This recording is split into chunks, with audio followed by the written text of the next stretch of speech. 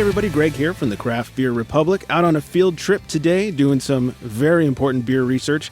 I am at Topa Topa Brewing's HQ over here on Colt Street in Ventura. I'm being joined by Jack Dyer, the founder and CEO. Jack, thanks for hanging out with us. Thanks for being here, Greg. It should be a fun morning. Yeah, you guys just celebrated 6 years, right? That's true. It's super exciting. I remember the first time I had Topa, I was at a pizza joint. I was like, what is this Chief Peak?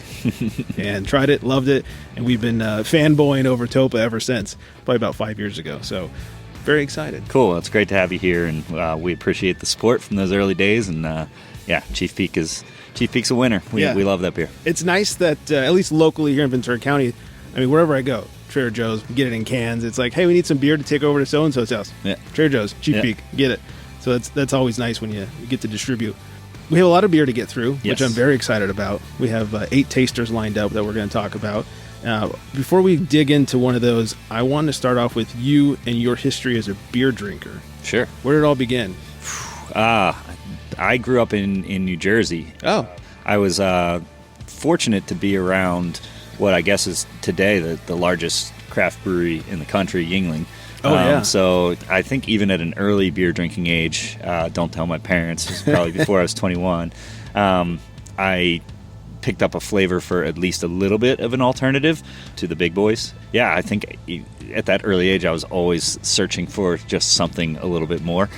Sure. And I'm getting up there in years now, so that was some time ago. And for my beer journey, kind of then transitioned. I went to college in the South.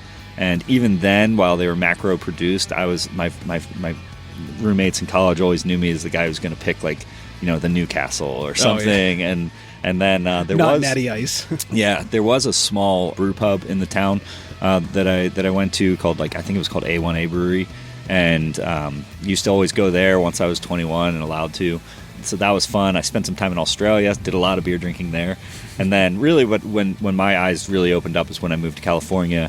I started my California time in San Francisco that had 21st Amendment going. Obviously, Sierra Nevada was a staple on our trips, camping and hiking and getting outside and up to Tahoe to ski. Then I moved down to San Diego, and that's when the real dream of Topa was born. Those early days of alpine brewing, doing the pilgrimage out there to get Nelson, and even at that time, Sculpin and Ballast Point was just kind of back in the day when they were still small and before they were Jolly Ranchers. Yeah. But so that's really where it all, I cut my teeth really on the industry down there and got into home brewing. And yeah, that's kind of where the story of Topa was born. So you got in on those, I mean, just teeth shattering West Coast IPAs. Yeah. I think at my wedding, which was in San Diego, we served 30th Street Pale Ale from Green Flash when Chuck was still brewing there. And that was a bitter beer. I love the evolution of where it's gone now, but I think that time I can remember lining up at Encinitas Ale House for Pallet Wrecker and thinking that was like the coolest thing. That became just a race to the bottom, and we saw where that ended. But yeah, San Diego was great, and even in my 7 or 8 years there, the evolution of that beer scene. Pizza Port Swami's was always one of my favorite beers. It still is one of my favorite beers.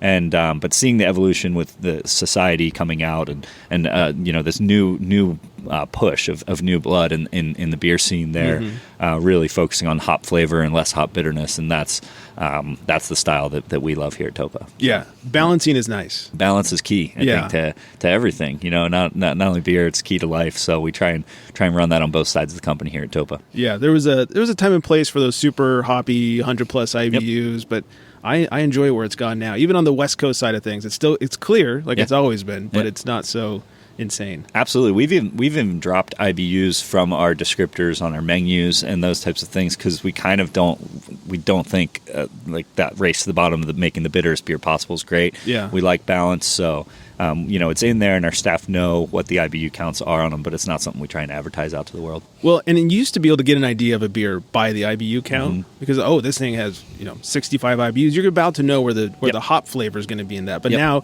the hops are so late in the additions, and it doesn't mean anything anymore. Exactly. Well, speaking of beers and hops, why don't we dig into our first one? Yeah, absolutely. Where should we start? We're going to start here with it's called Tie Dye in the Sky. Okay. And this is we're calling it Tasmanian Pilsner.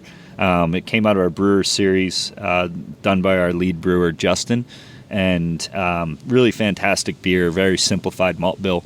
And then we use 2 really fun hops grown out of Tasmania. Ella is one of them. It's our brewmaster's favorite beer. He loved it so much he named his dog after it. So, and then the other one's Enigma in it. Yeah. So just got some really fun flavors to it. And we've all really kind of fallen in love with the expression of hops in pilsners and lagers.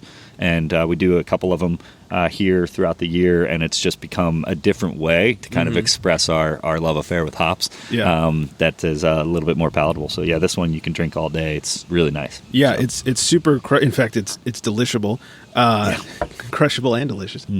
You get that citrus, and it finishes up nice and dank and really cleans it up, leave you wanting more. Yeah, it's fantastic. And on our new brew house here, from where we first started, brew house here is really, it loves when we brew a lager. It's like it's very happy, and and so it's built. It's a German brew house, so it's built for this, and fills its soul. Yeah. So then we do a nice dry hop addition on this. The hops are all late, so it has a little bit of that bitterness, but not a lot. This is a crushable beer, and we kind of use this brewer series as a way to explore and to have fun, and then since we do have 5 taproom outlets, it's a good way for us to, if anything does really well or we really like it, it can then graduate up into a seasonal or someday maybe into a core brand. So it's kind of our proving ground. That's cool. And if it does good enough, do you eventually can it and distribute it, or? Yeah, so that actually happened on one of our releases. That was a release in our 16-ounce monthly release. We do 12 of them a year.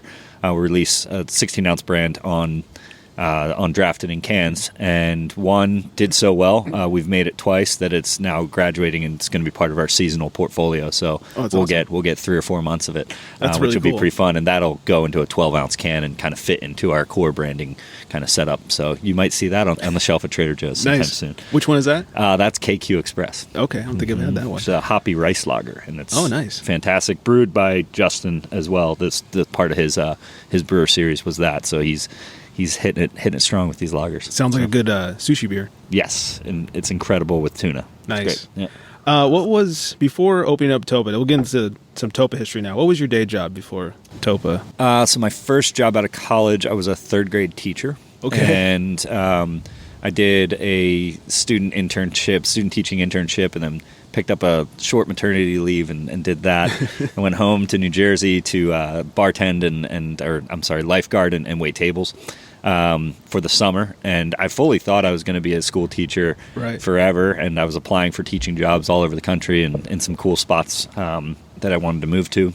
During that time, I got approached by a beach patron who owned a company, and he's just like, he also went to the restaurant, so he saw me working all day and then working all night too, and he was just like, you should send me your resume. And I didn't really know what he was in charge of, but he turned out to be a CEO of a fairly large company and put me in a role selling electronic billing platforms to colleges and universities. Okay. And I kind of stuck it out in that career in the student loan and electronic billing platform area for a number of years. Had a good, solid career going, and then that same individual left the company and started his own startup, and he brought me and a handful of people with him, and did that for a little while, and just kind of timed out, and it was time to do something on my own. And at that point, I was living in San Diego, was really in love with the beer culture, and had started a thing called a brew op. Yeah, I was going to ask you about that. Yeah, so that was in San Diego. We took the co-op concept and applied it to beer, and produced a beer a month, distributed it to all the members who were friends of ours, and that's where I really fell in love with both the craft of making something, and possibly for me in particular was really just the community that you can build around such a great beverage, and the friends you can make, the conversations you can have, and so that was really kind of where the foundation of Topa started. So were you just brewing in your garage and then we were brewing in my friend Charles' garage, and so the co-op concept was basically like all the members, I think it was about 25 of us, put in a few $100. We bought a really fairly sophisticated homebrew kit on a large scale. I think it was about 100 gallons or 200 gallons. It was pretty big for homebrew, and we'd produce the beer, and everyone would get their distribution, and it was super fun. And so, yeah, luckily Charles' wife was very nice and let us go do that every Sunday. Take over her garage for a few hours. So, so I really learned a lot about the process there. But again, for me, it was very quickly became more about transitioning my career and doing something that I loved and could build a community around. Yeah, that's really cool. I've never heard of a homebrew co-op. I like that. Yeah. And then you founded Topa with Kyle and Casey. Mm-hmm. How did they come into the picture? Were they part of the brew op? Or? Yeah, so Kyle, one of the original partners, he's actually no longer a partner in Topa, just wanted to pursue some other things and spend some time with the fam, which you don't get to do a lot of when you start a brewery.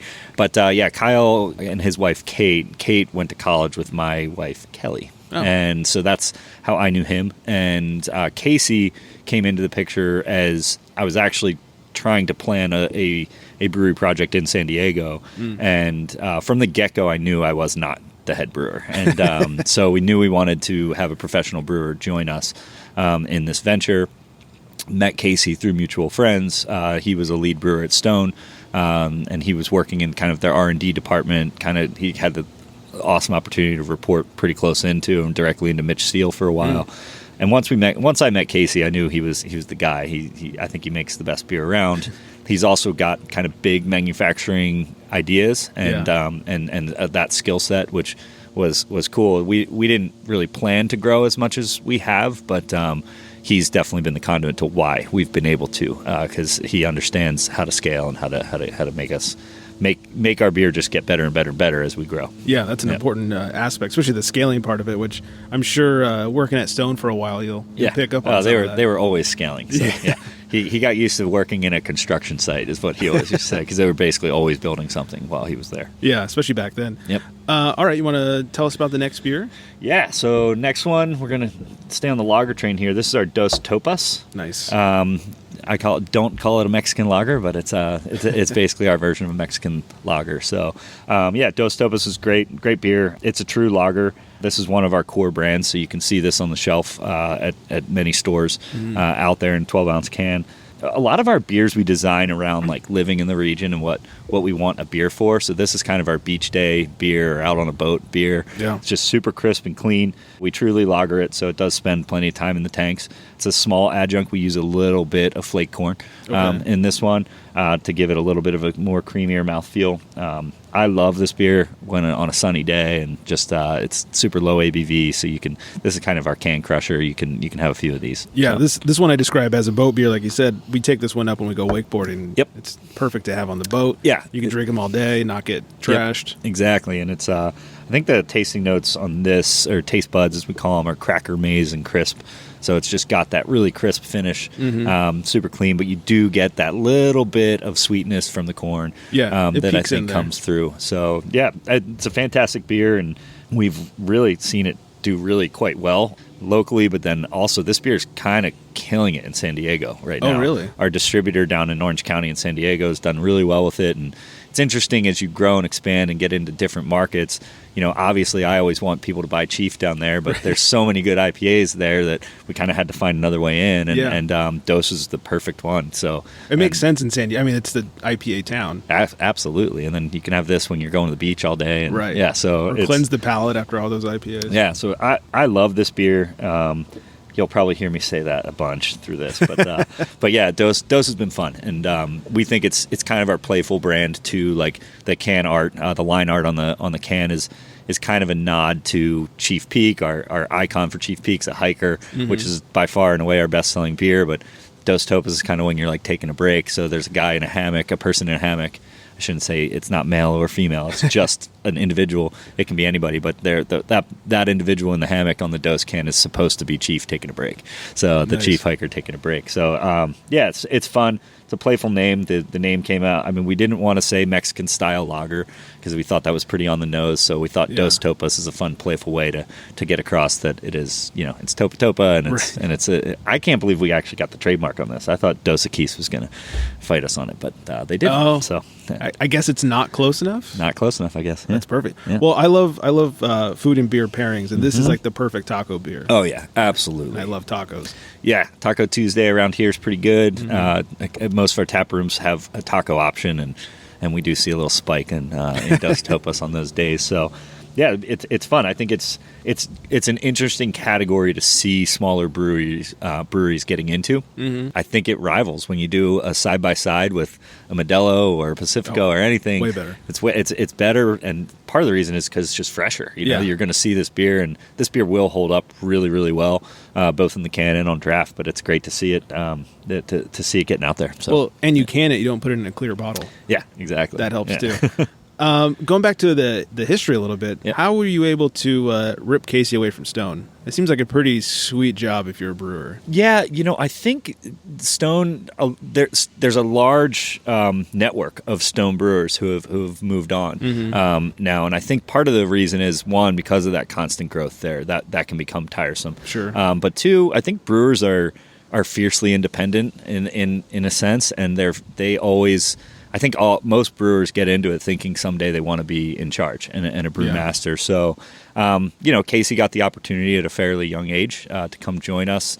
He understood the vision that we had for up here. I met him when the project was planned for San Diego, but then the life came about. My wife and I ended up moving up here because she got a new job that she wanted to take, and Casey went to UCSB up here, and he's from Santa Ynez area.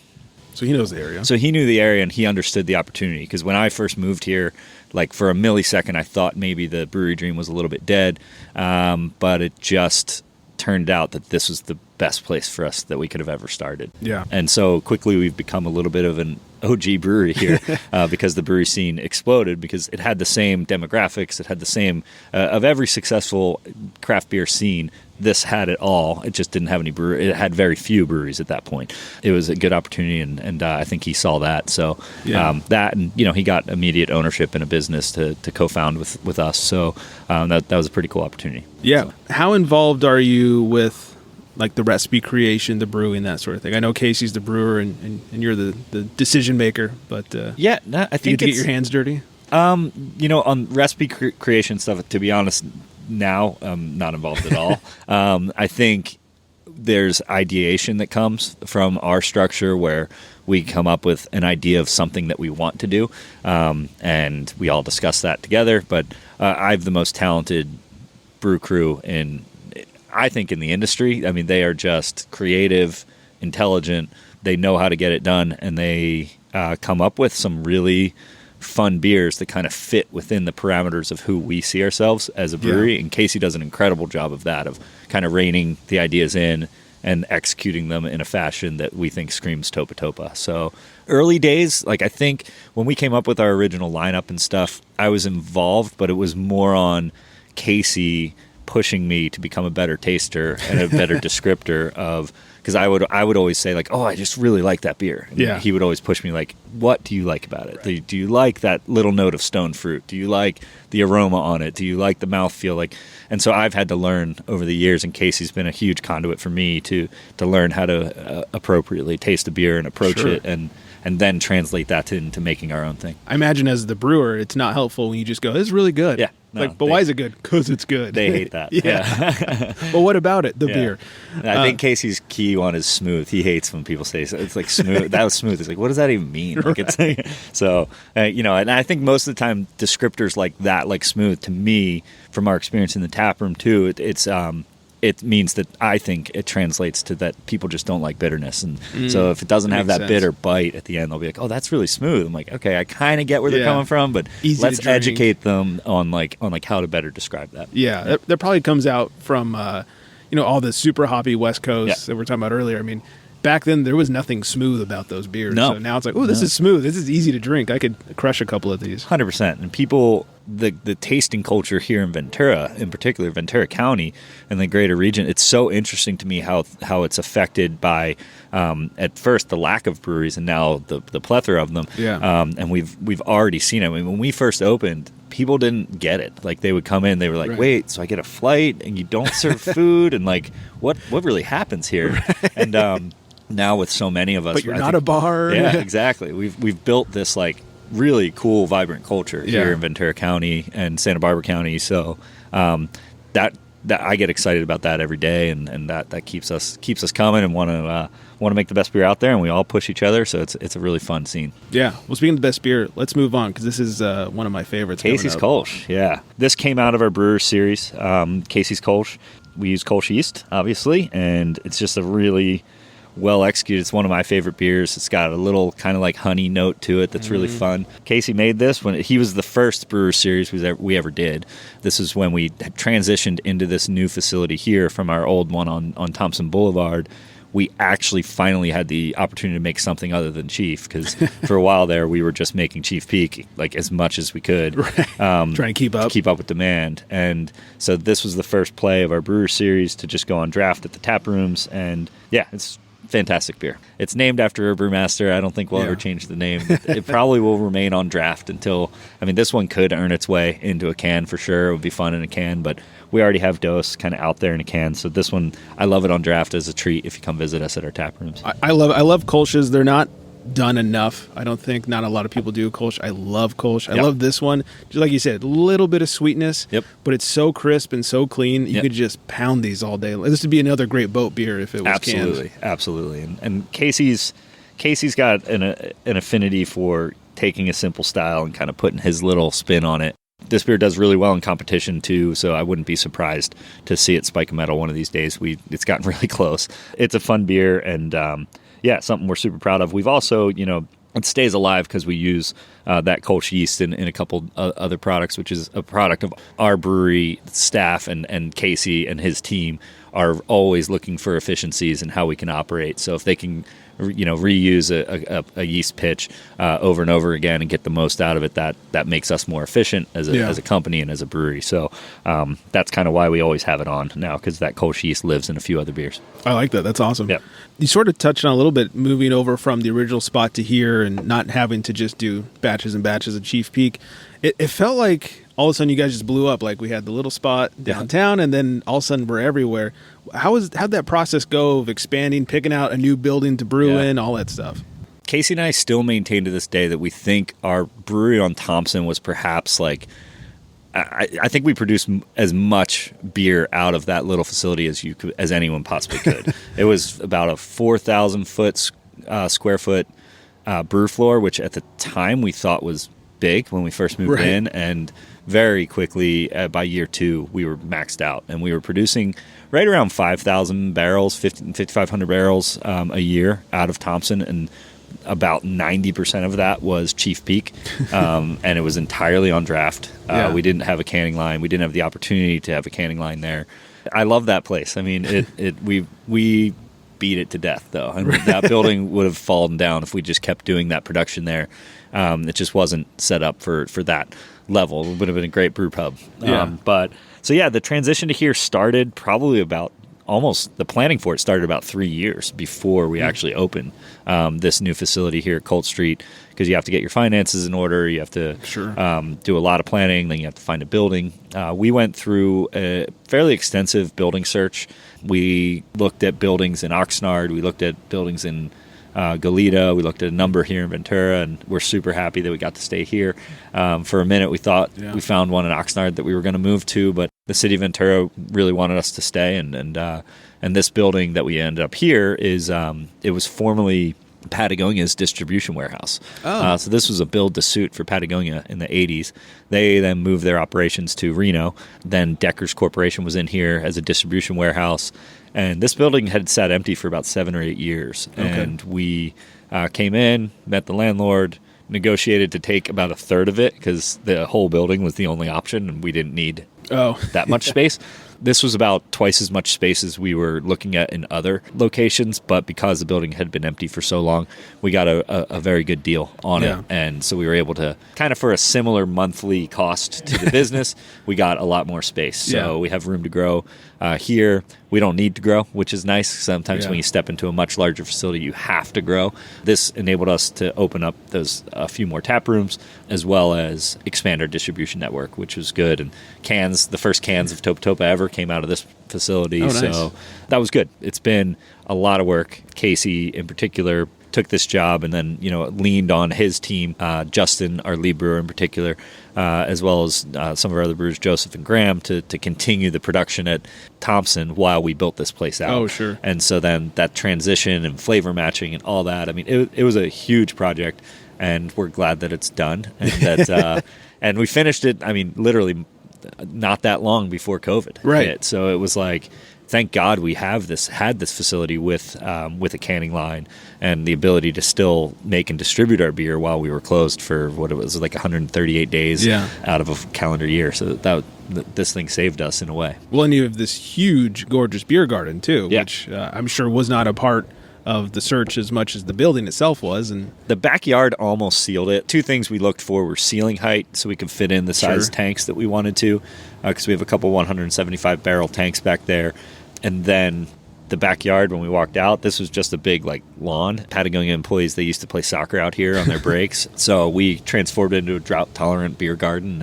And it was, people look at it and they think oh, you built this for COVID. And I was like, no, this was actually planned. We did most of the work ourselves with the help of some local nonprofits. So we've got some really talented people on our staff who came up with the design for out here. We built a cool outdoor bar and a shipping container. So yeah, it's fun, and it's our headquarters.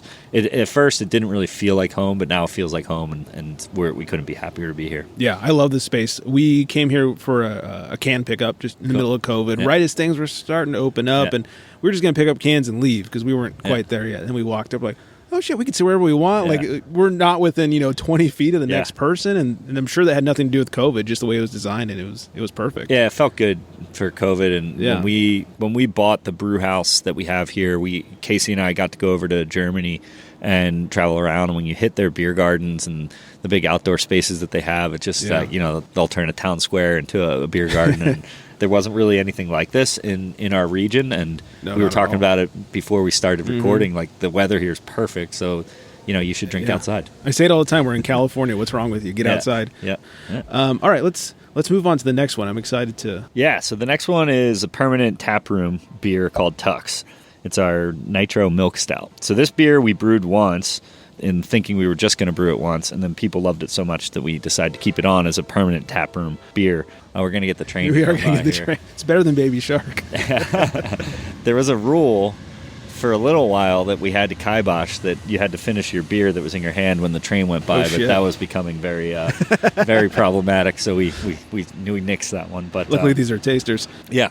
But yeah, so Tux is really nice. It's got a crazy creamy mouthfeel. It actually has a pretty awesome aroma on it. We use whole vanilla beans from Ethiopian vanilla beans in this, and cacao nibs, and a diversified malt bill to give us a ton of flavor. People drink with their eyes, so they look at this and they think it's a really thick, heavy beer, but this is actually one of the more drinkable beers we have. Yeah, you can drink this all day if you want. I love this beer. It's got a little glazed donut kind of flavor to it, cake batter. Yeah, it's just sweet, decadent, but still drinkable. Well, and Casey's favorite word, it's very smooth. You get on the nose, you get the vanilla and a little bit of roastiness. Yep. And then the flavor, you get the vanilla, you get a lot of chocolate, a little roasty. And was it meant to be brewed as a nitro, or was that the plan from the beginning?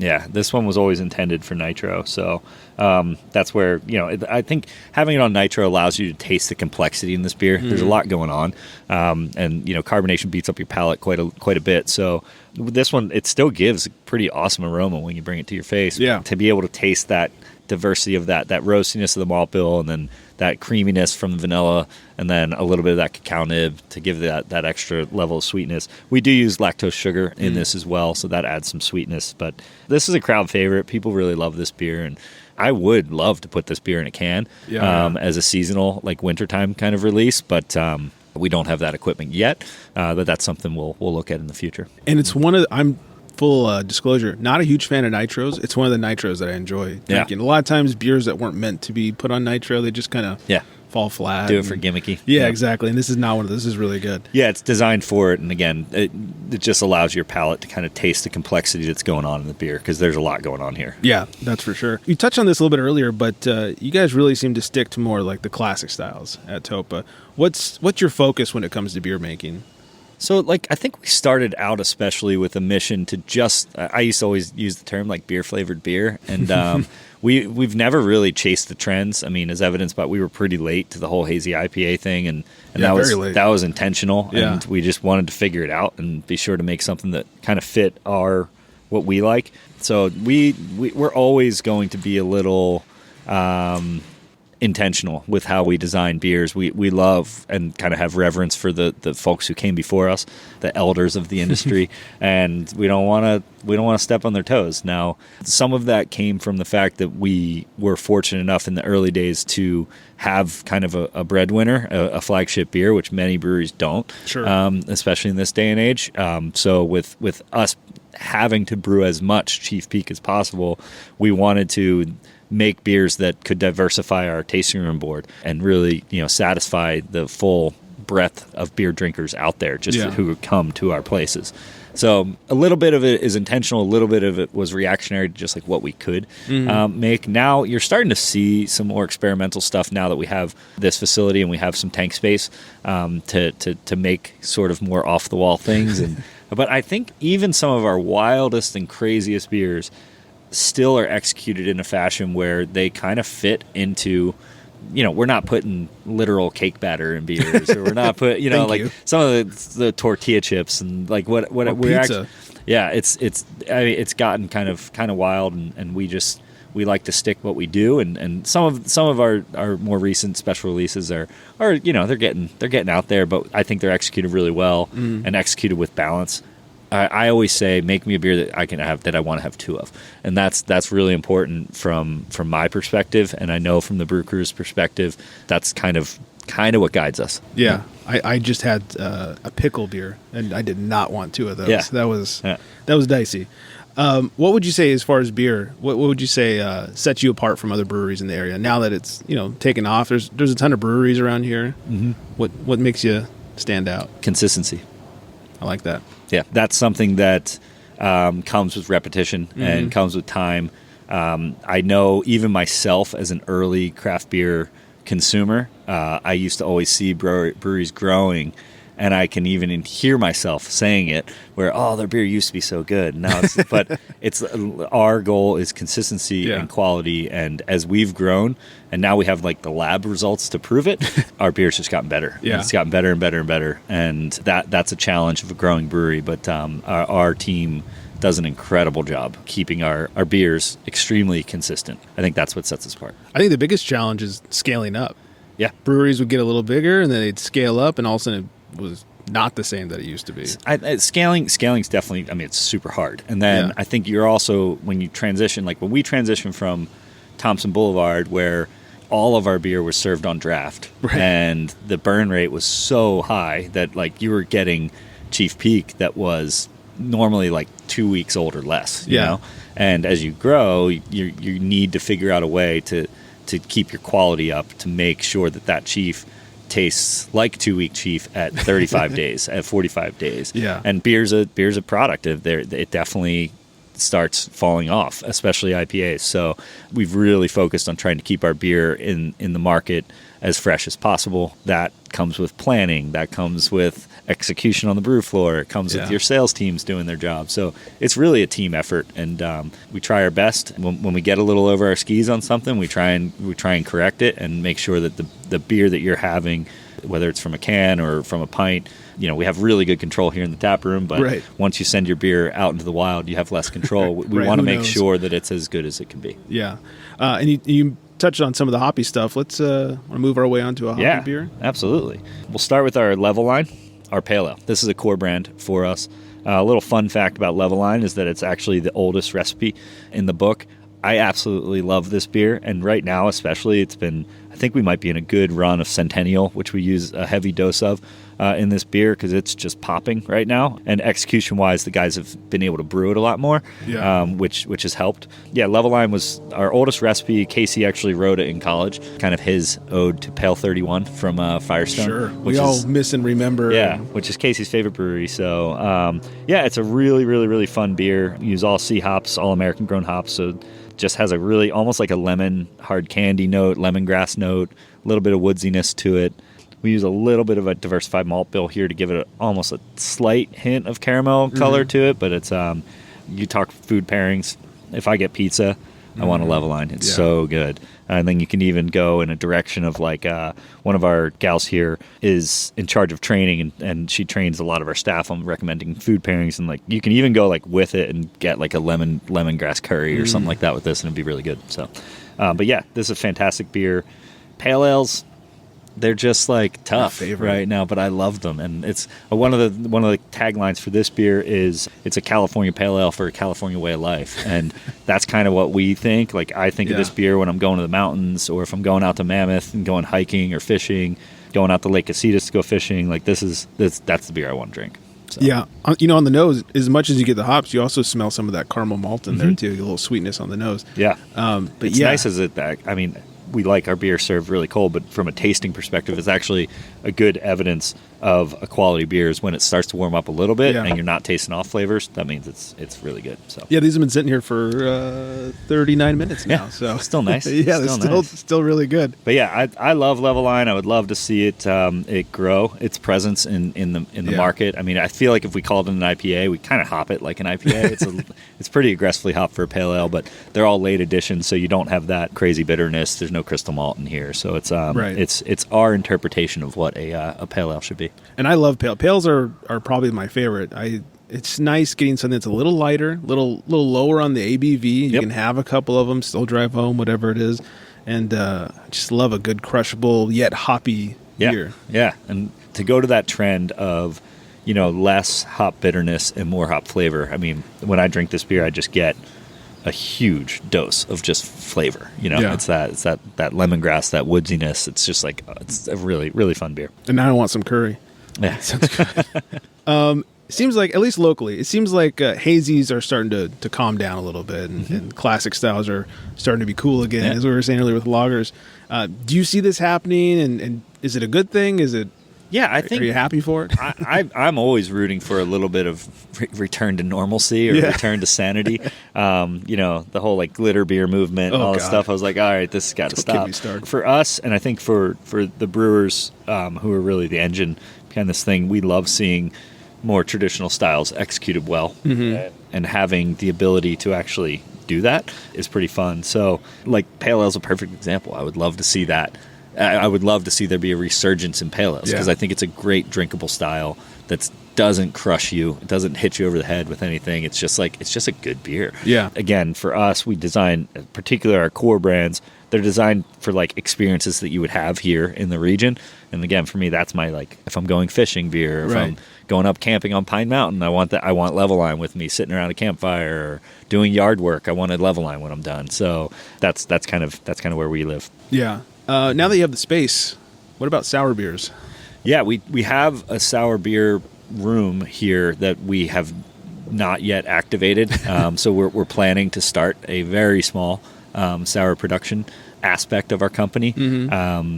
I don't think we're going to shoot for the moon and do any sort of scale. We really just want to satisfy that need in our tap rooms and maybe do some really small kind of bottle releases and stuff. Sure. But we're excited about it. We have the space here that's segregated from our main production floor that we have the ability to do it. It was another attractive piece of this building. Sour beer production's a lot of like hurry up and wait.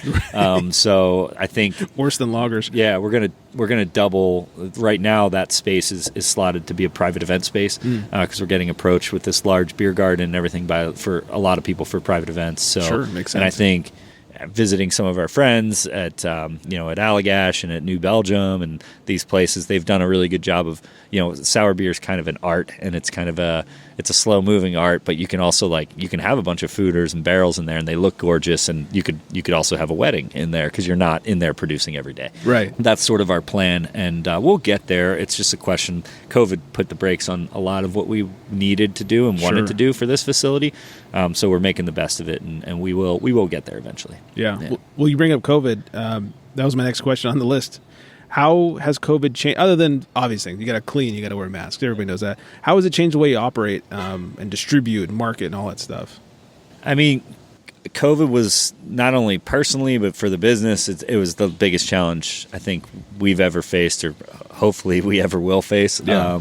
there was not a good time for COVID and a global pandemic to hit anyone, but for a company that had just kind of stepped into this bigger footprint, right, it was a really bad time for us. So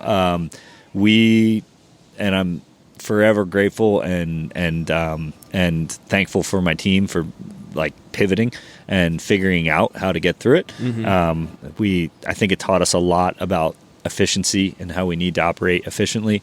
And then we took the opportunities that were in front of us, the limited opportunities during COVID, and we ran with it. So we increased our can sales by, a few 100%. Sure. And just secured as much off-premise sales as possible because we needed every dollar to stay alive throughout it with our 5 taproom network closed. Essentially, our highest margin product was just gone, and even our second highest margin product, draft beer, was just gone overnight, and it stopped. And so super proud of the team to do that. So it taught us a lot about how to be adaptable and to make decisions not only just to survive, but that will also hopefully set you up for success when things open back up. Yeah, I bet it was nice having that canning line. It was, came around. Yeah, thank God. I truthfully don't think we would have made it through. Yeah. Without increasing. I mean, we had to raise some capital to survive, so we did that. But it was everything that we did was a team effort, and I couldn't be more proud of the team. We came out okay. Last year hurt a lot, I'm sure, and but we're excited to see things trending in the right direction, and just hopeful that we can hold on and have a at least balanced fall and winter. I hope it doesn't get worse again, but we're doing our best. Yeah, not to go from COVID to beer. No. Let's try the next one here. Well, before we even jump into this one, we do have a couple of fun projects when you talk about sour beer. While our full sour production isn't there, we did one last year called Vintner Solstice that got us really excited. Really good. And so we're doing another version of that twice this year, where we pick a winery, Carhart Vineyard, and we partner with them, and we use some of their grape must and kind of leftover stuff from when they're pressing their grapes, and then we partner with a brewery that has a sour program to get some lacto and get it in here and safely do a kettle sour and do it in our own way. The last one came out great, so we're excited about that. We're going to have a dual release, one coming in the fall and then another one coming in the spring. Nice. For those. So to be announced who we're partnering with, but it's going to be fun. And I don't think I've seen Casey as excited about a project in a while, so that he's super, super hyped on it. And we think that whole style of beer can be a way to, combat some of the people that were losing to seltzer and those sorts of things. Say, hey, this is another option for you that kind of maybe satisfies that thing. Yeah, my wife couldn't get enough of the one last year. Yeah, we came back multiple times for cans and growlers, and I think it's slotted for release in November, so it's going to be really good. She'll be very excited. Yeah. So this one we have our Solitude series. So this is a fun one if you're a frequent visitor to our tap rooms. It's a Solitude series. It's a rotating single hop IPA. So I talked a little bit before about like our love affair with hops, and this is our lab that we get to play with. So YMA is a super, super fun hop that we dig. We've used it, I think, a couple times in different beer, but we've never done it in a single hop, and it's super fun. And Solitude series is basically just designed with a stripped down malt bill. This is the IPA that I think we would have opened with if we were in San Diego, just a straight up pale malt, tons of hops, has that color, So, but up here we felt like Chief was a little more well suited. So. Yeah, I love a good single hop IPA. It's fun to learn hop profiles that way. Yeah, absolutely, and that's literally what we use it as. So a lot of these hops, like the hops that were in the tie-dye in the sky that we tasted first, both of those hops we've done single hop beers with. So it's truly our way, because the best way, you can sniff a hop, you can hold it in your hands, you can crush it, you can throw it in your mouth if you want, but the best way to know what it tastes like is to make a beer with it. So this is like our rotating lab series, and if you're into super fresh hoppy beers, then when you come to one of our tap rooms, order the single hop, because I can guarantee you it's less than 30 days old, because those beers don't last long, and that's how we keep it. We're just constantly rotating it, so there's a new hop.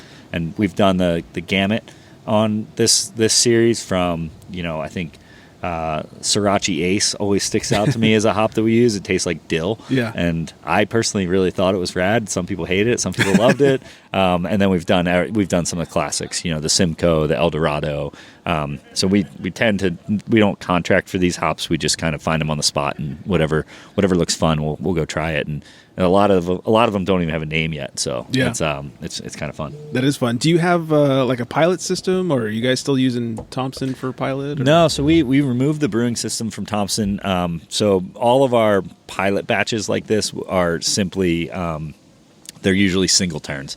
Okay. So it's about 30 barrels of beer that we'll get, and we do have some 30-barrel fermenters. So anything that's intended just for our tap rooms, we'll go into one of those usually. Okay. Sometimes we'll do 60 barrels of it if we feel like it's really excited about crank. it. Yeah. So, what's your annual production versus Thompson?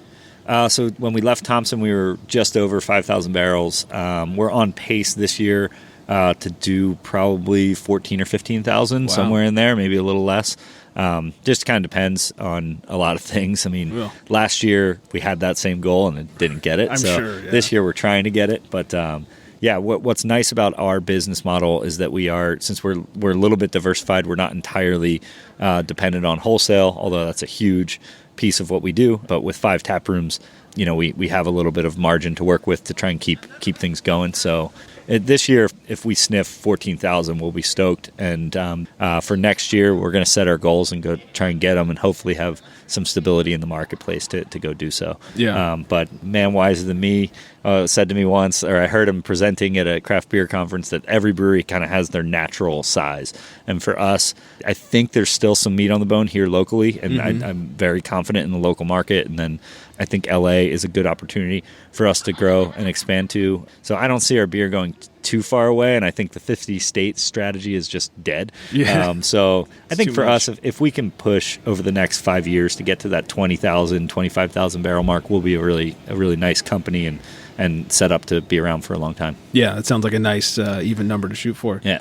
I want to make sure we talk about, you guys support environmental causes. $1 of every pint goes to environmental charities. Talk about that for a little bit. Yeah, so it's not $1 of every pint. That would be nice for those charities. But it's something from every pint. Sorry. Yeah, no, we're 1% for the planet. 1%. I knew I got the 1 from somewhere. Yeah, the 1 was accurate. So 1% for the planet. It was something that we did from we did it in year 1, where we committed to giving 1% of sales to environmental nonprofits.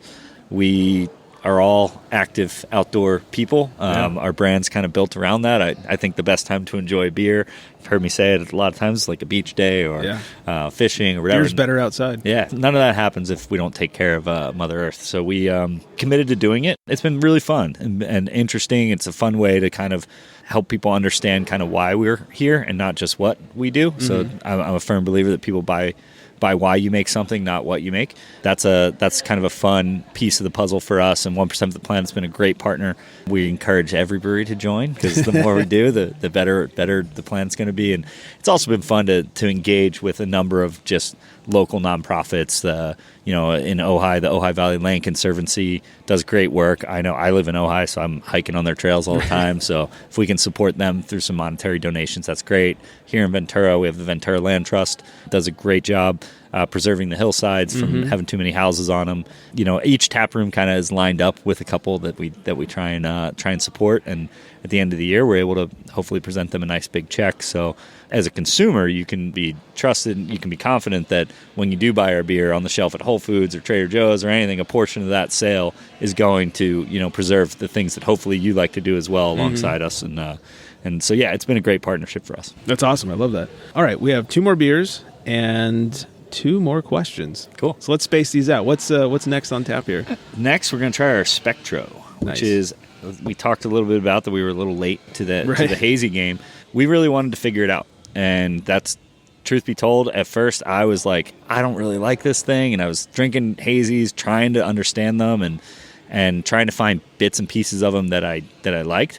And I think at the initial push for the big just hop flavor that comes with the hazy, also came, the kind of like mouthfeel that just like it felt like my teeth were wearing sweaters when I was done drinking them. Like it just stayed with you so long. Whereas, one of Topa's trademark styles, I think, is that it snaps off your palate and you want another sip. Mm-hmm. And so, we challenged the team to come up with a hazy beer that I wanted to have 2 of, and the whole crew wanted to have 2 of, and Spectra is the result. And it's one of the beers I'm actually most proud of in our portfolio. I think it's an incredibly executed beer.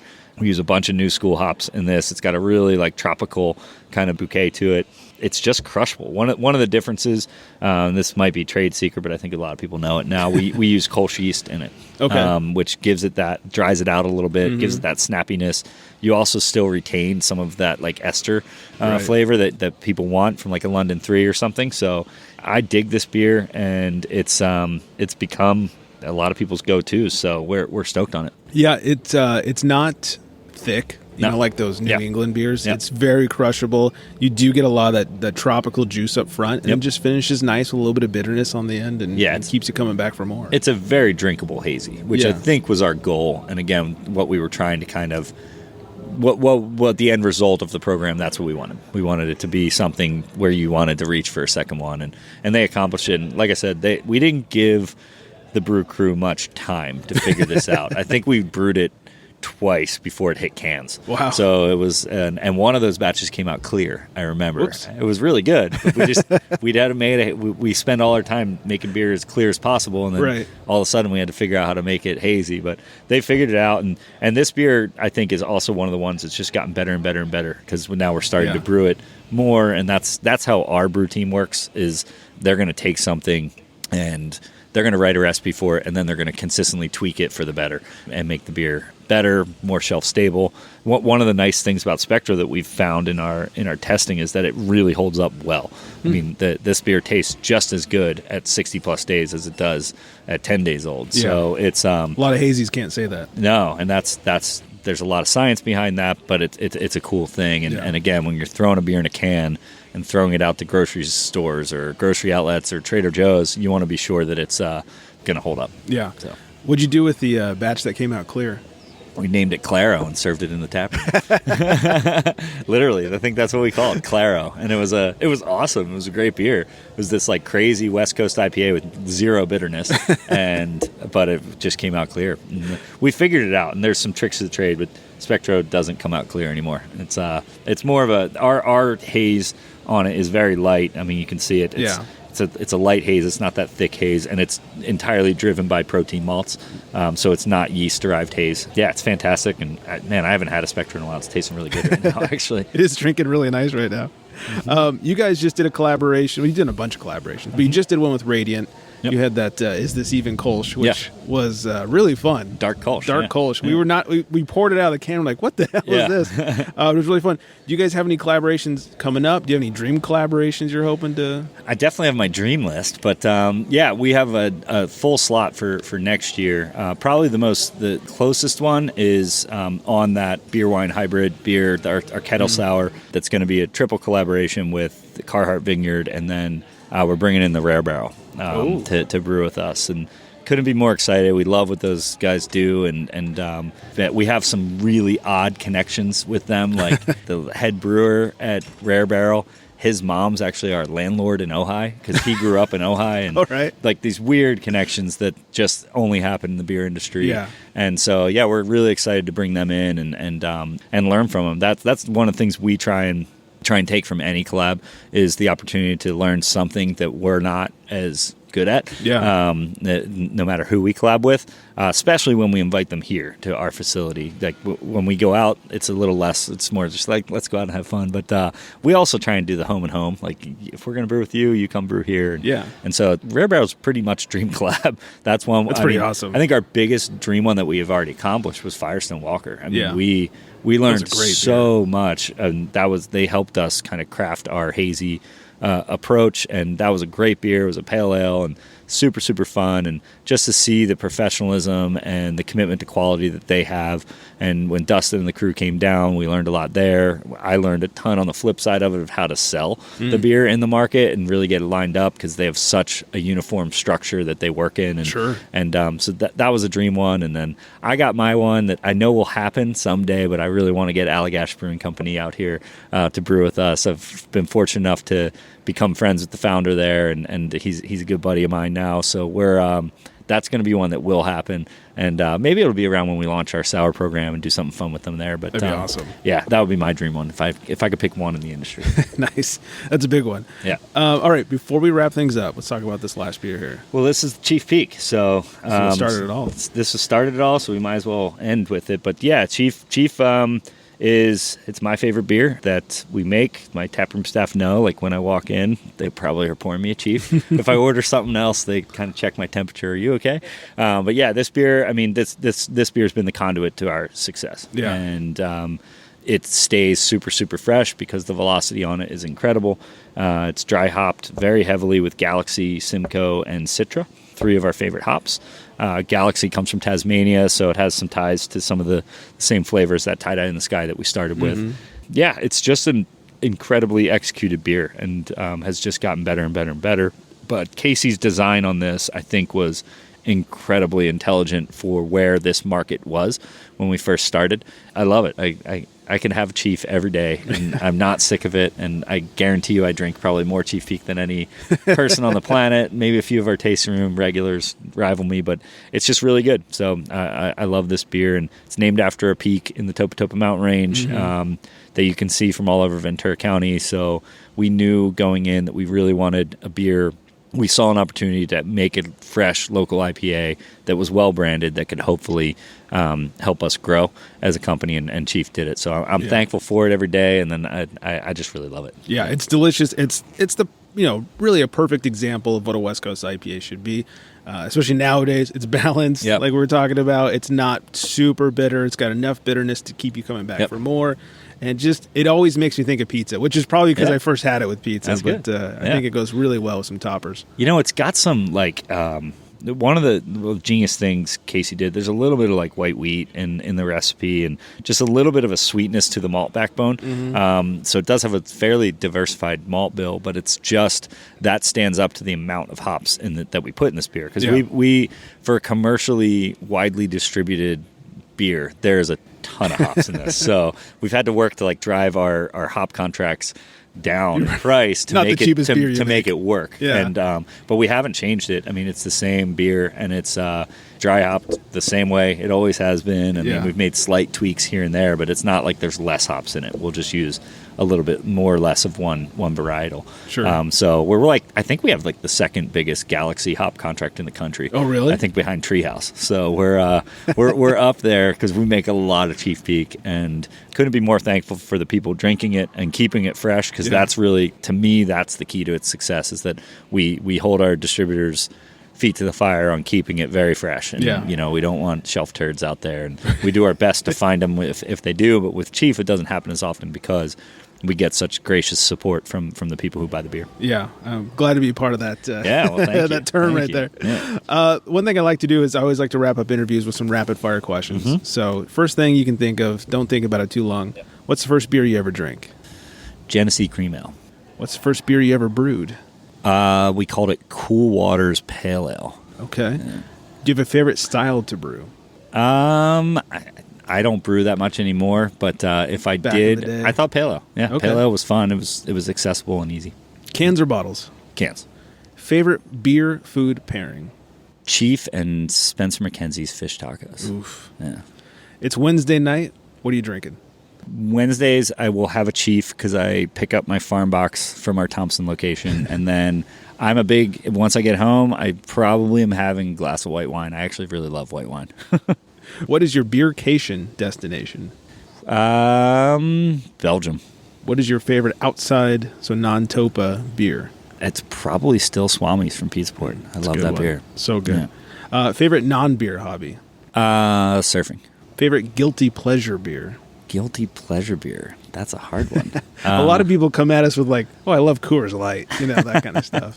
I have no guilt about drinking a Coors. I think it would be, right now, it's our San Juan Splash Club. It's like the craziest beer we've ever made. So, all right. Yeah. And what's your favorite word or slang for being drunk? Tossed. Nice. Yeah. Jack, thank you so much for hanging out and for sharing all these fantastic beers. You guys, Topa on the webs, at Topa Topa Brewing on the socials, and HQ, 4880 Colt Street in Ventura. Of course, there's downtown Ventura at 104 East Thompson. Ojai, if you guys are up in Ojai, 345, which awesome little tap room up there. Yeah, that's a fun one. Ojai Avenue, 120 Santa Barbara Street. If you're hanging out in Santa Barbara, that's the Funk Zone, right? That's in the Funk Zone, yep. And finally, the newest one is on Ventura Boulevard in Camarillo at 2024, which I was just at the other day. Good pizza there. Some good pizza. Yeah. Good wings, too. Yeah, so very good. Thank you, sir. Thanks for hanging out. Thanks for your time. Thank you guys so much. This is super fun to finally get on with you guys and have a good time and have a few beers. So we appreciate you coming out. Yeah, cheers, buddy. Yep, cheers. Thanks one last time to Jack. I was really looking forward to this interview. I've been trying to get him and Topa on the show for a hot minute now, and I'm so glad we can make it happen. Like I said in the interview, I sort of fanboy out for Topa Topa. They're so good here locally in Ventura County, that's here in Southern California. So anyways, if you're ever in the area, make sure you go to Topa Topa. They've got locations all over the county. TopaTopa.beer, like we said, go check them out. Find us at craftbeerrepublic.com and on the socials, Craft Beer Republic. And a quick shout out to my friend Deb, aka One Hop Mess on the gram, for being my photographer / assistant / moral support that day. She came with me, took some pictures, and was there to support the cause. So thank you very much to Deb. Thank you guys for listening. I hope everyone is staying very well hydrated. And on that note, good night, everybody.